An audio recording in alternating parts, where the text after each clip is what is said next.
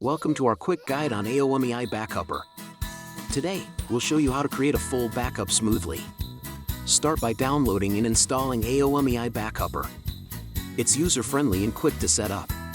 Once installed, open AOMEI Backupper. You'll see the dashboard with various backup options.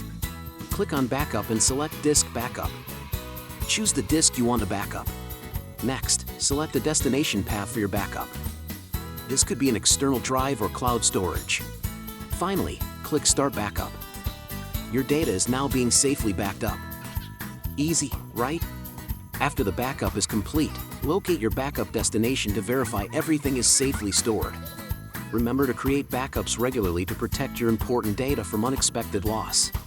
With AOMEI Backupper, your files are secure and easy to restore whenever needed. Thank you for watching. Try AOMEI Backupper today for peace of mind.